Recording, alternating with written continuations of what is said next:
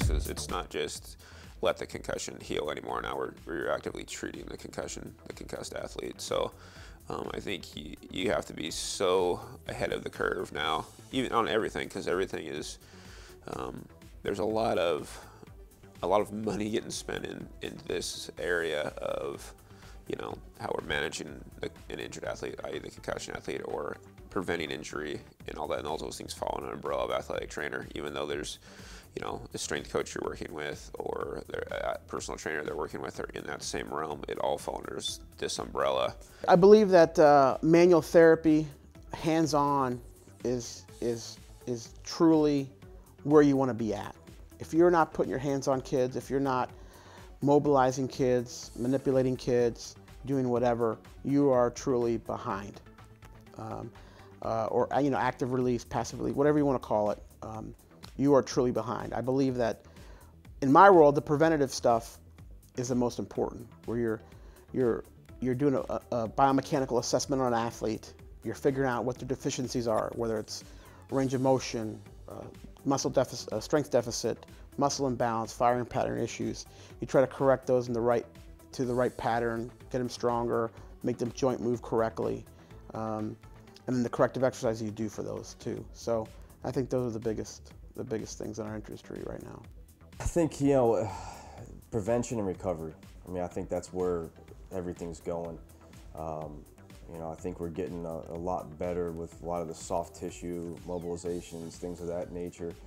I think we're getting a lot better from a recovery aspect, and you know, I think, you know, you go back 10 years ago, even though you took physiology classes and things of that nature, you really weren't using a lot of those principles in the recovery. So now a lot of these different techniques coming out, like we use blood flow restriction therapy a lot now, and things of that nature. You know, really looking at the physiology, what's really going on, and then developing a system for that. And I think that's where everything's kind of going. It's probably more a personal thing of not so much this trending, but trying to find new ways to improve what you do in the training room and apply it. I guess the trending thing right now is evidence-based practices, you know, and how can you actually take that information and apply it to your own setting.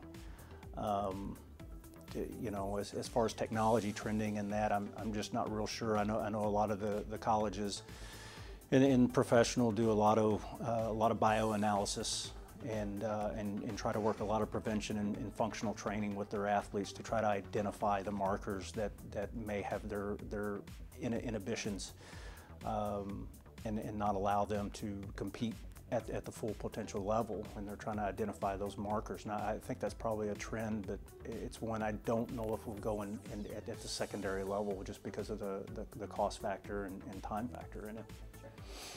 You have to be ahead of the curve. You have to be paying attention to the research. You have to see what's coming down the pipe, because it happens so quick now in our profession that what we do this year is not what we're doing in 6 months, and in a year from now, and 5 years from now, I'll look back and be like, where we've went in 5 years is going to be equal to 15 years before that. I think the pace of change is going to be very quick.